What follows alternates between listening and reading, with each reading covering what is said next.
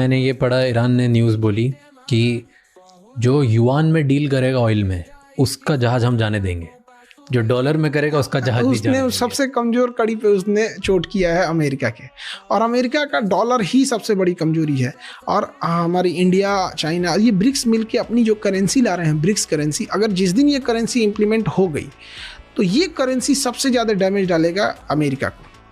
America बहुत खतरनाक चाल चलने जा रहा है। उसके ऊपर $40 बिलियन का कर्जा है, और अमेरिका के पास इतना पैसा नहीं है कि वो कर्जा चुका सके। हाँ, $40 ट्रिलियन का कर्जा है, और उसके पास इतने पैसे नहीं हैं कि वो कर्ज को चुका सके।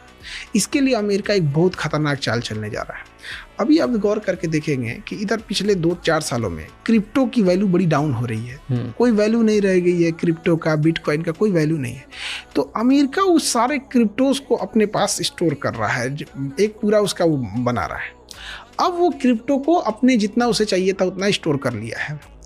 अब वो वार के रास्ते से धमकाना चाह रहा है पूरी दुनिया को कि देखो, तुम मेरी बात नहीं मानोगे तो चाहे खमैनी हो घर में घुस के मारेंगे, चाहे मादुरो हो घर से उठा के ले जाएंगे। रसिया कुछ नहीं कर पाया, चाइना, इंडिया चुपचाप बैठे थे। अब जो हमारा $40 ट्रिलियन का कर्जा है वो हम क्रिप्टो में चुकाएंगे।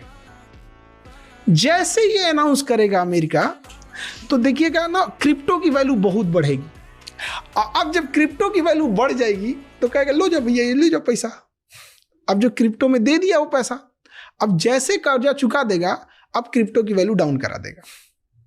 यानी आपका पैसा भी चुका दिया, आपके पास कुछ बचा भी नहीं। मतलब हमने आपको पुराना नोट दे दिया, उसके बाद कह दिए नोट बंद।